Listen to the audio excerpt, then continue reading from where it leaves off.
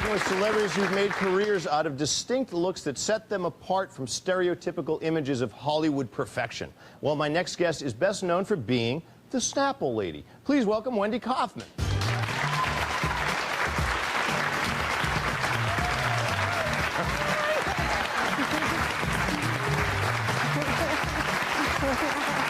Hi, everybody. Hi, Keith. How are you?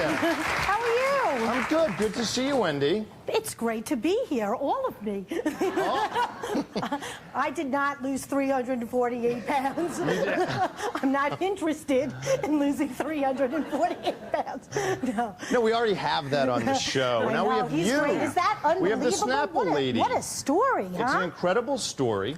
Oh, God, I did Celebrity Fit Club, Keith, and lost 55 pounds. Wow. I gained about 20 back, but I'm talking to this guy. I'm like, I cannot believe it.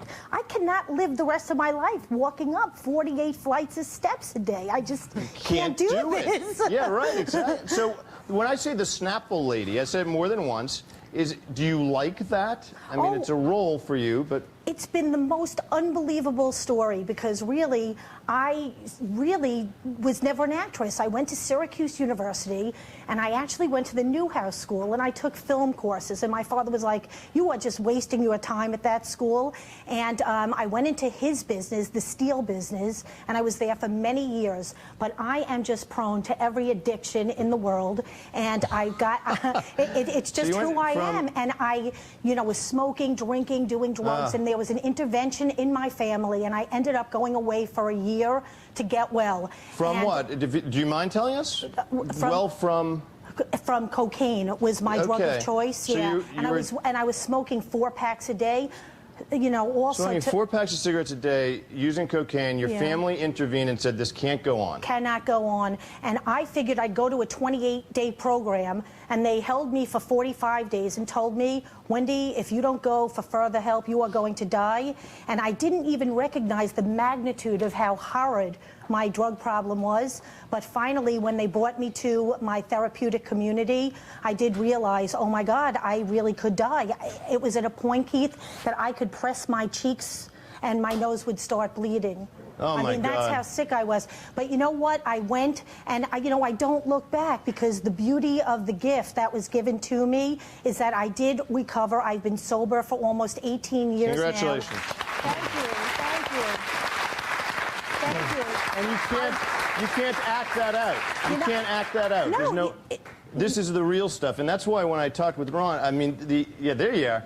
And I don't want to spend a lot of time on it, but you had this moment in your life of desperation where you considered taking your life. Yeah, I did actually. What was that? What drove you to that? In high school, I lost pretty much close to 22 of my closest friends over a period of years. Just by various events? Car wreck, suicide, drug overdose, whatever, you name it, we had it. And then basically the sister that I was, the one who really backed me up. She passed away in '90, and it just devastated me. So I took a .45, loaded it, put it to my head, and I pulled the trigger. So, but it was a dud. Thank God, Otherwise I'd be going, how the hell is he here? But that was a significant point, because I actually got sent to a center, and I was the only fat guy, but I was the only guy on the whole floor of these girls who were all anorexic. Whoa. So, so obviously I'm walking in, I'm the epitome of everything they hate already, so. And these addictions, they mask this underlying truth that we all have access to. For me, when I was born, I was on my first diet at 6 months old.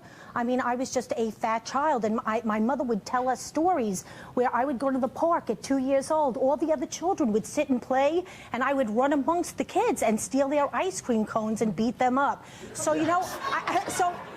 so you have to look genetically and say, it's embedded in you, I think. But in any event, yeah, I was really a train wreck, and they told my family at my rehab center I was never to go back to my family business. And I knew the owner of Snapple, who knew me, who loved me, who believed in me more than I would ever believe in myself. He said, come to work for me. But life's strange, because he says come to work at Snapple, and then you've got this history in your background of film and the arts.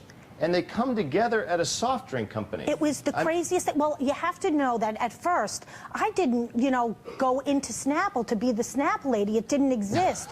So I went No, but and it was destiny. How was it not going to happen, Wendy? It had to happen because here's what I So worked. what happened? I worked in the order department to learn the flavors, to learn our distributors, you know, to learn something about the beverage business. I had no idea, and I noticed that incredible letters were coming in from all over the country, and nobody was answering them because nobody cared to. Why would you want to put extra work in if you don't have to?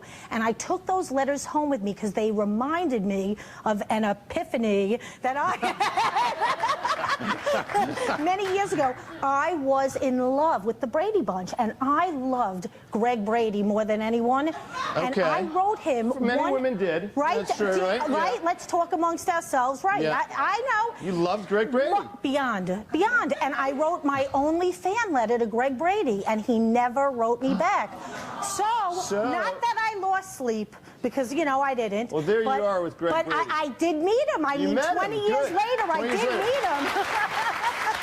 But you decided, so you wrote back to everybody. So I decided, you know, the people that are writing these letters to Snapple are like writing letters like I wrote to Greg Brady, and I will never They love let Snapple anybody... like you loved Greg. Well, but I embrace these people. If you know what, Keith, if you take the time to write to somebody to show that you care and you love somebody, you know, enough with some of this corporate stuff. I didn't like that. I didn't like the style of that. And my bosses were so great. And they said, you know what, Wendy, do what you have to do. And at first, when I went into the commercials, obviously, there had never been a spokesmodel like me before. You. I was like, no, and we got Vinny coming from behind the bar to, like, dominate, you know, HBO. Right. And we got you coming from Snapple to be the Snapple lady, which is a good thing for all of us. I like that. We'll be right back.